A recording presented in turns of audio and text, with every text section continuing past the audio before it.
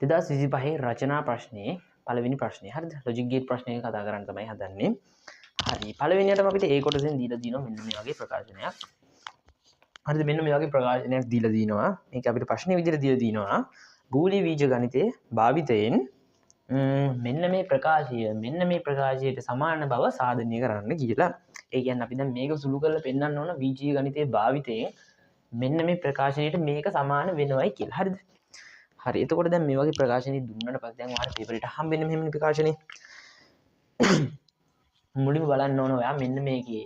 දැන් සාමාන්‍යයෙන් අපිට සුළු කරන්න නම් මේකේ තියෙන ලේසිම ක්‍රමය තමයි විභේදන න්‍යාය දාලා මේවා කාණ්ඩ කරලා පද වෙන වෙනම අරන් ඒව සුළු කරගන්න එක. හරිද? එතකොට දැන් ඔයාට ඒක තමයි මුලින්ම කරන්න වෙන්නේ. එතකොට දැන් ප්‍රකාශනයේ දිහා බැලුවට පස්සේ ඔයාලට පොදු පද විදිහට ගන්න පුළුවන් පද පේන්න ඕන. හරිද? එහෙම එකපාරට පේන්නේ නැහැ හැබැයි. මොකද කියන්නේ අලුතින්ම දකින්න ප්‍රකාශනයන් එකපාරට පොදු පද පේන්නේ නැහැ. හැබැයි ඔයා ටිකක් වෙලා බලන්න ඕන. බලලා තෝර ගන්න ඕන මොනවද අපිට මේකේ පොදු පද විදිහට ගන්න පුළුවන් කියලා. හරිද? එතකොට දැන් අපිට මේකෙදි විදිහට පොදු පද විදිහට ගන්න පුළුවන් පද අපි බලමු. හරිද? එතකොට මේ පළවෙනි පදේ A-B-C-D කියලා තියෙනවා. හරි. එතකොට දැන් මේකෙදි ප්‍රකාශනයේදී ආදාන හතරක් තියෙනවනේ. ආදාන හතරක් තියෙනවා නම් අපි අනිවාර්යයෙන්ම ආදාන කියද?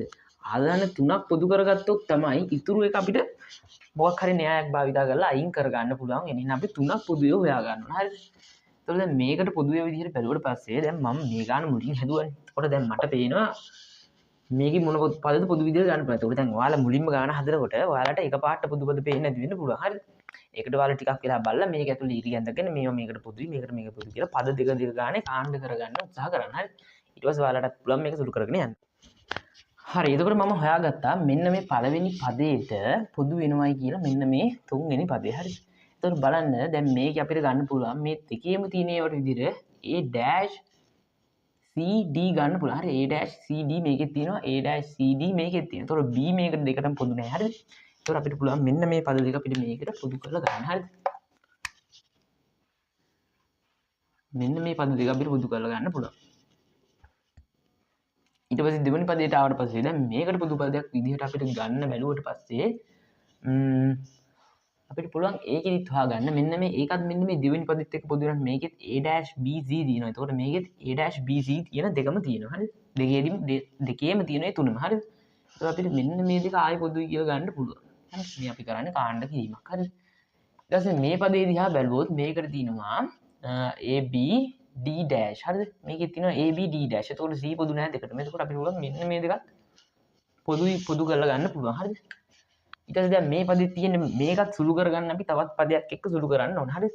ඒකට අපිට තේරෙනවා. එතකොට දැන් මේ තුනේම තියෙනවනේ. ඒ කියන්නේ මේ හැම එකෙම dash දෙක ගන්න තියෙන පද තියෙන. එතකොට මේකේ තියෙන්නේ එක dash එකක් අත් නැහැ. එහෙනම් එක dash එකක් තිබ්බොත් විතරයි මේක පොදු කරගන්න පුළුවන්. එතකොට අපිට උගම මෙන්න මේ පදේ එක dash විතරයි. මේකයි පොදු කරගන්න පුළුවන් අපිට. හරි. එතකොට ඔයාලට පේනවනේ දැන් මේකෙදී මෙන්න මේ පද. හරිද? මේ පද එතකොට දෙකක් ගන්න වෙනවා අනිවාර්යයෙන්ම අපිට සුළු කරගන්න. හරිද? එතකොට මේකටත් පොදු වෙලා තියෙන්නේ මේ පදේ, මේකටත් පොදු වෙලා තියෙන්නේ මේ පදේ. එතකොට මේ පදෙත් එහෙමයි. මේක මේ පදේට පොදු වෙලා තියෙන්නේ මේ පදේ, මේක පදේට පොදු වෙලා තියෙන්නේ මේ පදේ. එතකොට ඒ වගේ තියෙද්දි අපිට පුළුවන් පද වැඩි කරගන්න. හරිද? අපිට දන්නවනේ අපි තදේවාවි න්‍යාය දාලා මෙන්න මෙහෙම තියෙනවා. A දන්න A කියලා තියෙනවා අපි මේක සමානයි A කියලා ලියමු. හරිද? ඒ වගේම අපිට පුළුවන් A තියෙනවා නම් ඒක සමානයි A දන්න A කියලා පද වැඩි කරගෙන ලියන්නත් පුළුවන්. එතකොට මේ දැන් මේ තදේවභාවී න්‍යාය දාලා අපිට පද වැඩි කරගන්න පුළුවන්. එතකොට එකම පදේ අපි පද දෙකකට පොදු විදිහට භාවිත කරන්න පුළුවන්කම තියෙනවා. හරිද? එහෙම ප්‍රශ්නයක් නැහැ. හරි. දැන් අපි මෙන්න මේ පොදු කරගත්ත පදත් එක්ක අපි දිග ප්‍රකාශනය ලියාගමු. හරිද?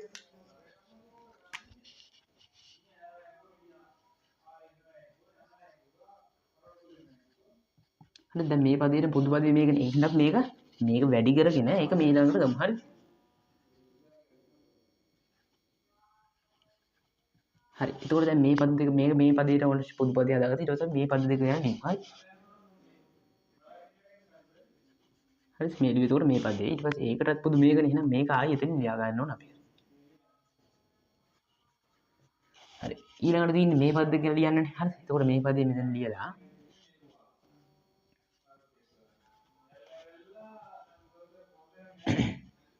ඊළඟට මේ පදේනේ මෙතන පොදු වෙන්නේ.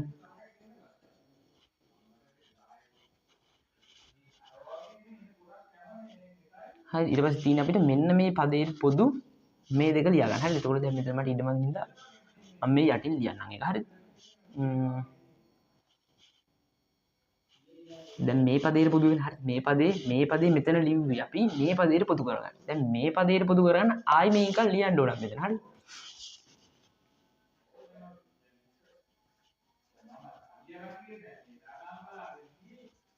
හරි.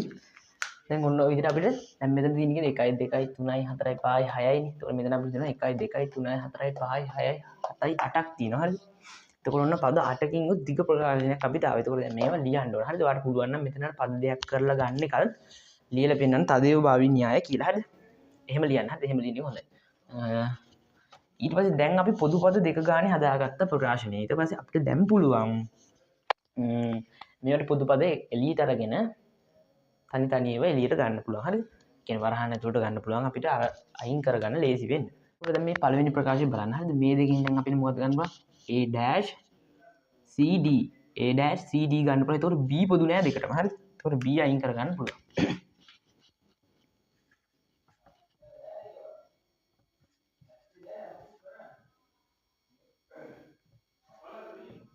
ඒතකොට මැද්දට එන්නේ මොකද්ද? මැද්ද ප්‍රකාශන දෙක මැද තියෙන ධන නම් අනිවාර්යෙන් මැද්දට ධන එන්න ඕන. හරිද?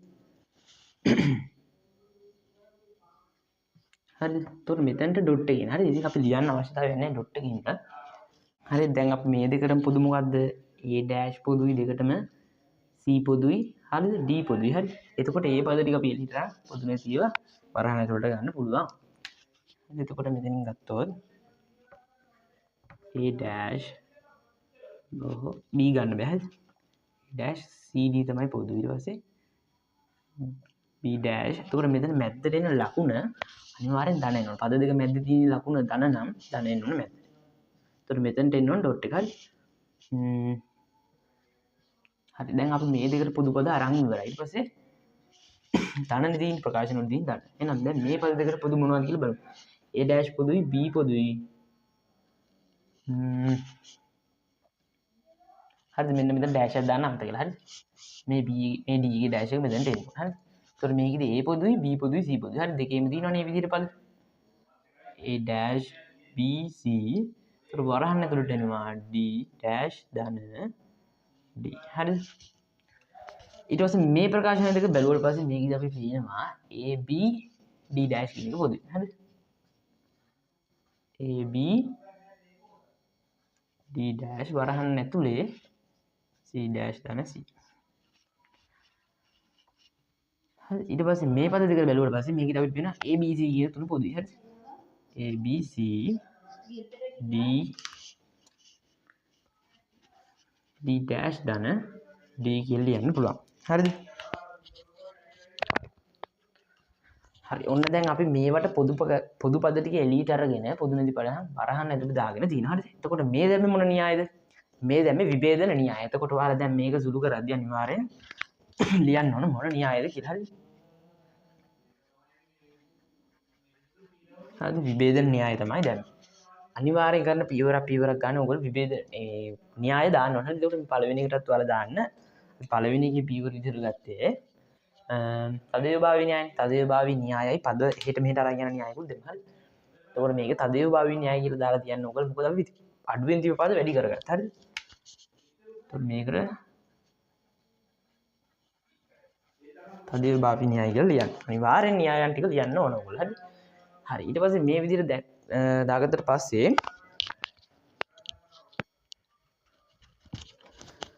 හරිද? ඊට පස්සේ දැන් මේ ප්‍රකාශනයේ අපිට දැන් අපිට පුළුවන් මේ P dash දාන B දින. එතකොට ඒ වගේ තියෙනවනේ අපිට දාන්න පුළුවන් ප්‍රතිලෝම න්‍යාය. හරිද? එතකොට ප්‍රතිලෝම න්‍යායද වෙන්නේ මෙන්න මේ වගේ දෙයක්. හරිද? අපි ලියන්න පුළුවන් A dash ධන A කියලා තිබ්බොත් මේක 1යි කියලා ලියන්න පුළුවන්.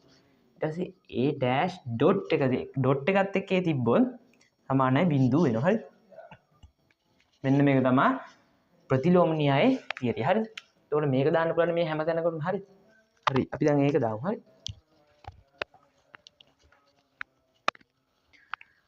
හරි. දැන් අපිට මේක ලියන්න පුළුවන් එහෙනම් මේ දෙක එකයි කියලා ලියන්න පුළුවන්. හරිද? මේ දෙක එකයි කියලා ලියන්න පුළුවන්. මේ දෙක එකයි කියලා ලියන්න පුළුවන්. මේ දෙක එකයි කියලා ලියන්න පුළුවන්. දැන් අපි මේ විදිහට ලියමු. හරි. එතකොට මේකෙදි ඉන්නේ මොකද? A dash C E dot 1. හරිද? එතකොට මේ දෙක සමානයි 1 වෙනවා. හරිද? එතකොට මෙතන තියෙන ඩොට් එක. හරිද? මේ හැමදැනම තියෙන ඩොට් එක. ඊට පස්සේ මෙතන මැද්දේ තියෙන ධනනේ. හරි. ධන A dash B C dot 1 ධන abd dash dot එක දාන්න abc dot එක හරි එතනින් ඉවරයි ප්‍රකාශනය. එතකොට මේ දැන් මොන න්‍යායද? මේ දැන් අපි ප්‍රතිලෝම න්‍යාය. ප්‍රතිලෝම න්‍යාය දැන්. හරිද? ඊට පස්සේ මේ විදිහට දැම්මට පස්සේ දැන් අපිට පුළුවන් සර්ව සාමාන්‍ය න්‍යාය දාලා මෙන්න මේ ඩොට් එකත් එක්ක එක තියෙනවා නම් මේ පදේ මෙනවා කියලා ලියන්න. හරි. හරිද? එහෙනම් දැන් අපිට ලියන්න පුළුවන් a-cd මේ එකත් එක්ක එකතු වුණාට එකත් එක්ක ගුණ වුණාට පස්සේ ඩොට් එක තිබ්බට පස්සේ ඒ පදේ ඒ විදිහම තමයි. හරිද? දාන්න a-bc දාන්න abd dash දාන්න abc කියලා දින. හරිද? එතකොට දැන් මේක අපි බලන්න ඕනේ ඊට පස්සේ මෙතනින් එහාට තවත් සුළු කරන්න පුළුවන්ද කියලා. හරිද? එතකොට මේ දැන් මොන න්‍යායද අපි සර්ව සාම්‍ය න්‍යාය.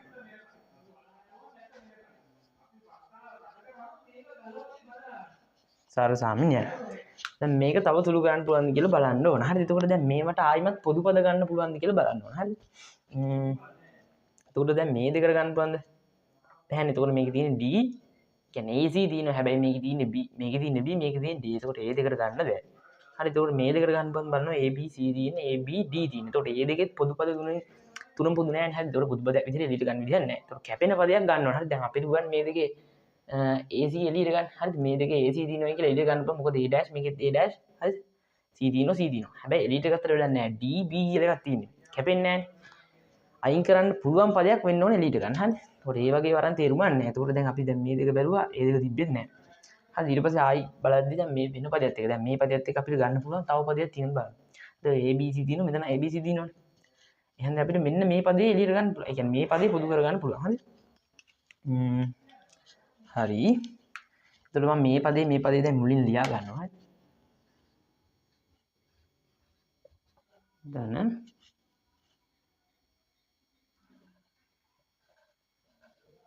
හරි. එතකොට මේ පදේ හරි මේ පද දෙකම මෙහෙට ගන්නවා.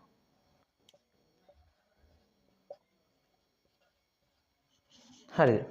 දැන් මොකද්ද කරේ? මේ පදේ මෙතනට ගත්තා. මේ පදේ මෙහෙට ගත්තා. පදේ මෙහෙ ගන්න න්‍යාය තමයි න්‍යාය දේශ න්‍යාය. හරි.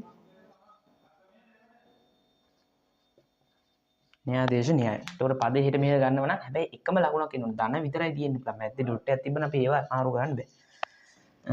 එතකොට දැන් මේකේ අපිට මේ දෙක පොදුයි. හරි. මේ පොදු පද දෙක එළියට ගමු. ධන AB B dash ධන. හරි. දැන් මේ දෙකේ පොදු පද තියෙනවනේ එළියට ගමු. හරි. ඉතින් බැලුවට පස්සේ පේනවා BC කියන පද දෙක පොදු. BC A dash ධන A. හරි. දැන් මේක මෙන්න මෙතනදි කරපු එක ආයෙ මෙතන දාන්න බෑ. ඒකට මෙතනින් එක එනවා. හරි. වලට තියෙනවා කියන්නේ මෙතනින් එක එන්නේ. හරි. දැන් මෙතන යට ඉඩ මඩියනේ හින්දා මම මේ පීවර කරන්නේ නැහැ. ඔයාලා අනිවාර්යයෙන් ලියන්න. ඒකට මේ පද දෙකේ එකතු. හරිද? එකතු වෙයි දෙන්නේ. එකයිනේ. එතකොට A එකයි මෙතන ඩොට් එක නම් මේ BC ත් එක්ක එකතු වුණාට පස්සේ මොකද්ද වෙන්නේ මෙතන? BC ඉතුරු වෙනවා. හරි. මෙතනදි කරපු දේම තමයි වෙන්නේ. හරි. එක වෙනවා මේ දෙකේ ප්‍රතිලෝම න්‍යාය දාලා එක ගන්නවා. එක ඩොට් එකත් එක්ක තියෙද්දි මෙතන BC පදෙත් එක්ක අපිට ආයෙමත් මෙතන සර්ව සාමාන්‍ය න්‍යාය දාලා BC කියන පදේ විතරක් ඉතුරු වෙනවා. එතකොට අපිට අන්තිම උත්තරේ එනවා මෙතන A-CD ධන AB D dash ඩොට් නෙමෙයි. හරිද? මෙතන ධනනේ. ධන BC කියලා එනවා. හරි. දැන් බලන්න මෙන්න මේ ප්‍රශ්නේ දැන් මෙන්න මේ උත්තරේ සමානයි නේද? ACD දිනවා A dash දිනවා. හරි. මෙතන ඊට පස්සේ AB D dash දිනවා. AB D dash දිනවා. BC දිනවා. ධන BC දිනවා මෙතන. හරි. එතකොට දැන් ඔන්න ඕක සමානයි කියලා අපි අන්තිමට ආයෙත් මෙතන සමානයි කියලා ඔයගොල්ලෝ බව පෙන්නන්න. හරිද? එතකොට අනිවාර්යෙන් මෙතනදි කරපු එක තනි පියවරක් විදිහට කරන්න එපා. පියවර යටට ලියලා න්‍යායන් මොනවද කියලා දාලා පෙන්නන්න ඕන. හරිද? ඔන්න ඔය විදිහට තමයි ඒගොල්ලෝ ඉවර වෙන්නේ. අපි B කොටස ඊළඟ වීඩියෝෙන් බලමු. මම මේ වීඩියෝත් මෙතන මේ යටින් දාලා තියන්නම් පැත්තෙන්. හරිද?